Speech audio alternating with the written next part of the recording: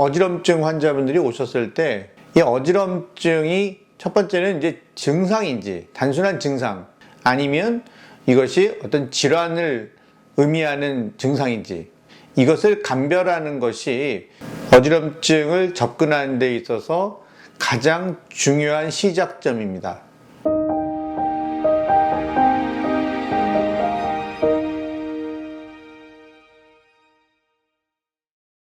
네, 안녕하세요. 해피인 유유의 유신영 원장입니다.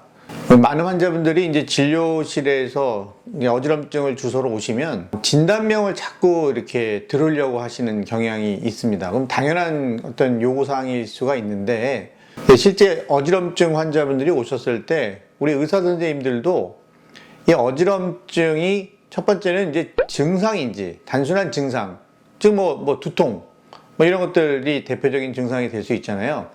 아니면 이것이 어떤 질환을 의미하는 증상인지 이것을 감별하는 것이 어지럼증을 접근하는 데 있어서 가장 중요한 시작점입니다. 그래서 오늘은 어지럼증 전반에 대한 그러한 시간을 좀 가져볼까 합니다. 어지럼증을 하면 빈혈을 떠올리시는 분이 많습니다. 그런데 실제 우리나라와 같이 선진국의 반열에 가까운 나라에서는 이 빈혈로 인한 어지럼증은 찾아보기가 쉽지 않습니다. 만약에 이제 이 빈혈로 인한 어지럼증이 생겼을 경우에는 이 빈혈은 그냥 단순한 빈혈이 아니라 재생불량성 빈혈 같은 굉장히 심각한 상태의 빈혈을 가졌을 때 빈혈로 인한 어지럼증이 나타날 수 있고요. 이것은 혈색소를 보지 않더라도 얼굴만 보더라도 이분이 이제 빈혈 때문에 어지러울 수 있다는 것을 한눈에 알 수가 있습니다. 그러면 이 어지럼증이 어떤 질환에 의해서 야기가 됐을 경우에 이 어지럼증의 환자의 80%는 귀로 인한 어지럼증입니다. 또 다른 어지럼증을 일으키는 질환은 뇌로 인한 것과 또 아주 좀 드물지만은 심장질환에 의한 어지럼증이 있을 수 있습니다. 특히 이 뇌로 인한 것과 심장질환에 의한 어지럼증은 우리가 굉장히 중요하게 생각을 해야 됩니다.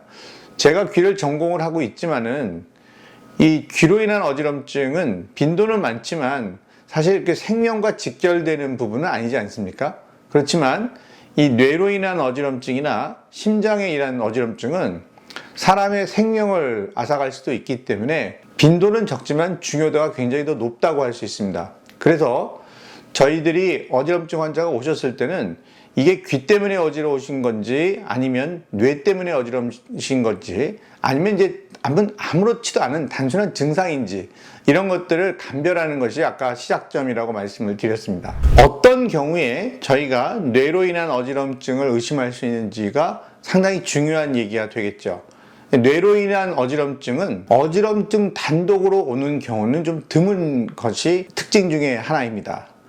어지럼증 외에 동반돼서 나타나는 증상들이 있는 것이 대부분인데요. 동반되는 증상 중에 가장 중요한 것은 보행실저라고 해서 걷는 것이 곤란한 경우가 되겠습니다. 빙글빙글 돌고 있는데 걷는다 쉽지 않죠. 그런데 제가 지금 말씀드리는 정도의 걷는 것이 어렵다는 것은 부축을 해도 이 몸의 중심을 잡을 수가 없는 정도, 혼자서는 보행이 좀 어려운, 그래서 화장실 가기도 어려운 정도로 걷기가 힘든 경우에는 뇌로 인한 어지럼증을 의심을 해봐야 됩니다. 또 다른 동반 증상으로는 지금까지 한 번도 경험해보지 못했던 아주 심각한 두통, 이것이 굉장히 또 중요한 사인이고요.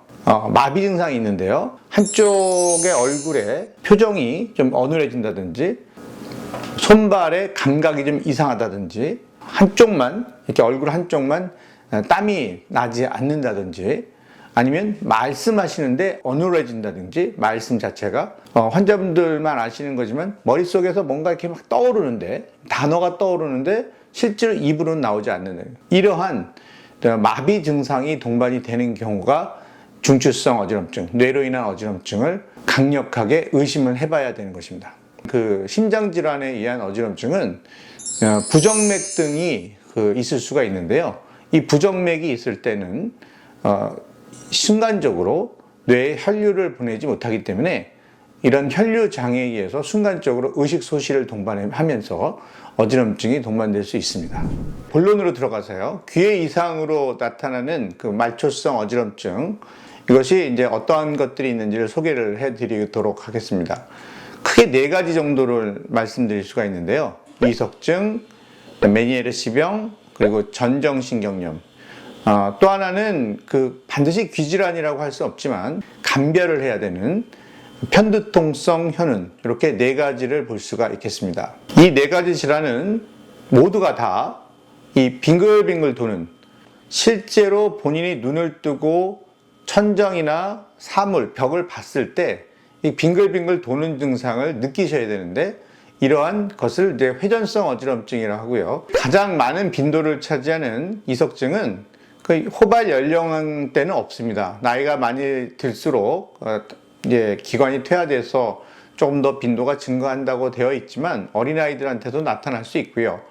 이것은 이제 잘 아시는 분은 아시겠지만 귀에 그 작은 돌가루가 제자리에 있지 않고 인접기관으로 떨어져 나와서, 저희가 그 인접기관을 반고리관으로 하는데, 이 반고리관으로 떨어져 나와서 이 고개를 움직일 때마다 이 반고리관 안에 있는 그 돌 부스러기가 굴러다니면서 순간적으로 굉장히 심한 어지럼증을 일으키는 질환입니다. 다음으로 이제 메니에르시병은 이 다른 그 3가지 질환 달리 어지럼증 기관 이외에 그 인접해 있는, 옆에 있는 기관인 달팽이관에도 이 병을 일으켜서 이 청각학적 증상이 이제 동반이 되는 질환이 되겠습니다. 이 청각학적 증상이라는 것은 달팽이관 내에 압력이 올라가면서 귀가 먹먹해진다든지 또는 이명이 들릴 수가 있습니다. 청력이 떨어지게 되면 난청 등의 증상을 나타낼 수 있고요. 또 이 난청으로 인해서 또 2차적으로 귀 먹먹이나 이명 증상 등이 나타날 수가 있습니다. 이 메니에르시병은 이제 중년 여성분들한테 좀 호발하는 것으로 되어 있고요. 뇌에 압력을 조절하는 기관에 문제가 생겨서 나타나는 질환으로 알려져 있습니다. 네, 이 메니에르시병과 아주 비슷한 임상 양상을 가지지만 만성 두통을 동반하면서 청각학적인 증상을 동반하지 않는 편두통성 현운이라는 질환이 있습니다. 이 질환은 굉장히 특징적인 분들은 가족력이 좀 있고요. 그러니까 어머니, 아버지가 이제 두통을 좀 자주 앓으시는 그런 가족력이 있고, 보통 이제 사춘기 이후에 두통이 좀 남들보다 좀 잦습니다. 그래서 두통약을 좀 먹고요. 이런 분들은 두통약을 먹지 않으면 굉장히 오래 지속될 거라는 그런 생각들을 다 가지고 계셔서 두통이 시작이 되면 두통약을 복용하시는 이러한 경향이 있는데, 30대를 조금 넘어서면서는 두통이 조금 줄어듭니다. 두통이 조금 줄어들면서 어느 날 갑자기 굉장히 심한 회전성 어지럼증이 나타나는, 근데 시간은 약 한 20분에서 한 수시간 정도 이렇게 나타나셔서 놀라서 병원을 찾아오셔서 어떤 이상 유무를 확인하시는 이런 것들이 특징적인 임상 증상이 되겠습니다. 마지막으로 이제 전정신경염이라는 질환이 있는데요. 이 질환은 이제 뭐 원인은 정확히 밝혀지지 않았지만 그 바이러스 감염 등으로 인해서 전정 기능이 저하가 되거나 소실이 되는, 이 반드시 전정신경염은 전정 기능 저하나 소실이 증명이 돼야 되는 것이 되게 중요한 포인트인데, 이런 진단 기준을 만족할 경우에 이제 저희가 전정신경염이라고 합니다. 이건 기능이 소실되거나 이제 저하가 됐기 때문에 회전성 어지럼증, 빙글빙글 도는 회전성 어지럼증이 뭐 하루 이틀 정도 나타나는 것이 기본이고요. 수일 동안 계속 가만히 있어도 회전성 어지럼증이 나타날 수 있고요. 시간이 지나면서 보통 3일 정도가 고비가 되는데, 그 3일 이후부터는 조금씩 나아져서 한 2주 정도 되면 이제 좀 살만하다 이렇게 느끼시게 되는, 이런 좀 기간적으로는 좀 가장 이 임상 증상이 길죠. 이런 그 특징을 갖고 있는 질환이 바로 전정신경염이 되겠습니다. 어지럼증에 대한 진단하면서 가장 이제 중요한 것은 회전성 어지럼증이 있는지 없는지의 유무가 되겠습니다. 이 회전성 어지럼증이 동반이 됐을 경우에는 그 회전성 어지럼증의 특징을 파악을 하게 되면 진단의 가장 중요한 이제 단서가 되겠습니다. 뭐 거의 80% 이상을 병력 청취만으로도 어느 정도 진단이 가능할 정도로 병력 청취가 중요하지만, 만약 회전성 어지럼증이 검사상에서 밝혀지는 경우에는 저희가 비교적 쉽게 이 환자분의 질환이 귀 때문인지 뇌로 인한 것인지 이런 것까지 감별이 어느 정도 가능하다는 것을 말씀을 드립니다. 그래서 저희가 어지러울 때, 회전성 어지럼증이 있을 때, 아니면 또 어지러우실 때, 그때 병원에 내원을 해 주십사를 부탁을 드리는 것인데, 많은 환자분들께서 어지러울 때는 병원을 못 가신다고 하시는 분들이 상당수 계십니다. 그때는 뭐 움직일 수가 없었다 이렇게 말씀을 하시는데, 물론 그러한 그 입장도 저희가 이해를 못하는 것은 아니지만, 검사의 정확도, 진단율은 어지럼증이 있을 때 하는 것이 가장 정확하다는 것을 다시 한번 강조를 드리겠습니다. 그런데요, 병원에 이제 오셔야 될 때 어느 과를 가실 거냐를 또 한번 생각을 해 보셔야 됩니다. 제가 이비인후과를 하고 있다고 해서 무조건 다 어지럼증 환자분 다 이비인후과로 오시라는 말씀이 아니고요. 회전성 어지럼증을 기준으로 말씀을 드리면, 가만히 있을 때 어떻게 되냐는 것을 꼭 관심 있게 지켜보셔야 됩니다. 이 빙글빙글 돌 때 너무 도니까 어지러워서 눈을 감고만 계시는 것이 아니라, 가만히 누워서 또는 뭐 가만히 앉아서 있을 때 빙글빙글 도는 어지럼증이 과연 어떻게 되는지를 관찰하는 것이 상당히 중요합니다. 누워 계시거나 이럴 때 순간적으로는 많이 어지러웠지만, 가만히 있으면 회전성 어지럼증이 아주 제로로 아예 없어진다, 이렇게 되시는 분들은 좀 안심하셔도 됩니다. 이런 경우는 대부분 뭐 거의 100% 이비인후과적인 질환인 그 이석증이 의심될 수가 있습니다. 그렇지만 가만히 있으면 이게 뱅뱅 아주 많이 돌던 것이 천천히 이렇게 회전을 하지만 이 회전이 없어지지 않는다. 그리고 이제 시간이 지남에 따라서 이 증상이 점점 더 심해지는 것 같다. 그 다음에 뭐 좀 기다려 봤더니 동반 증상으로 아까 말씀드린 여러 가지 마비 증상이나 이런 것들이 나타나는 것 같다. 그때는 빨리 우리 주변 분들의 도움이나 심지어는 우리 119에 연락을 하셔서라도 빨리 그 응급실로 방문을 하셔서 뇌 질환의 유무를 감별을 하셔야 됩니다. 뭐 의식소실이 있는 어지럼증이 동반됐다, 이런 경우는 뭐 제가 두말할 나위도 없이 바로 응급실로 방문을 하시면 될 것 같습니다. 귀로 인한 어지럼증 4가지의 치료법을 간단하게 말씀을 정리해서 드리면요, 그 이석증이라는 그 병은 뭐 가장 유명하죠. 근데 그것은 이석치환술이라고 해서 이 돌을 이제 제자리로 돌려놓는 물리치료를 받으시면 뭐 비교적 깨끗하게 보통 3일 이내에 완치를 받을 수가 있습니다. 그리고 이제 메니에르시병과 편두통성 현운증은 치료 방침이 비슷합니다. 생활습관 조절과 그리고 약물 치료가 이제 주된 치료가 되겠습니다. 이 메니에르시병에서의 생활습관 조절은 제 방송에서도 강조드린 바가 있고요. 이 편두통성 현운증에서의 그 생활습관 조절은 일단 두통을 유발하는 음식을 피하는 것이 중요한데요.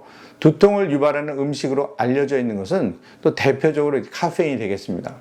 술 중에서는 특히 와인이 좀 좋지 않은 것으로 되어 있고, 그리고 견과류, 치즈나 버터 같은 발효 유제품이 두통을 유발하시는 것으로 되어 있기 때문에 그런 것들을 좀 섭취를 피하시고 규칙적인 생활을 하시는 것이 중요합니다. 뭐 잠을 제대로 주무시지 못하는 경우에 나타나는 경향이 있습니다. 메니에르시병이나 편두통성 현운증은 약물 치료를 통해서 이런 증상들이 나타나지 않도록 하는 예방을 목적으로 하고 있다는 것을 말씀을 드릴 수 있습니다. 마지막으로 전정신경염은 전정재활운동이라는 그러한 재활운동을 통해서 우리가 완치를 기대할 수가 있습니다. 전정신경염은 시간이 지남에 따라서 점차 나아지는 그런 병인 것은 틀림이 없지만은, 전정재활운동이라는 것을 통해서 보다 더 후유증 없이 그 완치를 기대할 수 있다는 점을 또 강조드리고 싶습니다. 그리고 이석증과 전정신경염에서는요, 그 약물 치료는 주된 치료가 아니고 보조적인 치료로 그때그때 환자분들의 증상에 따라서 사용을 할 수가 있습니다. 그러나 이것은 어디까지나 증상을 완화시키기 위한 치료지 이석증과 전정신경염이 약물로 치료가 된다, 이러한 개념은 가지지 않는 것이 좋겠습니다. 저희가 강론으로 들어가서 이석증은 뭐다, 메니엘시병은 뭐다, 이런 것들에 대한 얘기들을 주로 많이 해왔었는데요. 이런 거에서 앞서서 어지럼증 전반에 대한 것을 한번 리뷰를 하는 시간을 가졌습니다. 본인이 한번 어지럼증을 경험하신 분이라면 내 증상이 또는 내 어지럼증이 어떤 것에 해당되는가를 한번 생각을 해보시고, 또 다음에 어지럼증이 왔을 때 이것을 내가 어떻게 대처하면 좋을 것인가, 이런 거에 대한 생각을 이번 시간을 통해서 한번 해보시는 그런 계기가 됐으면 좋겠다는 바람이 있습니다. 감사합니다.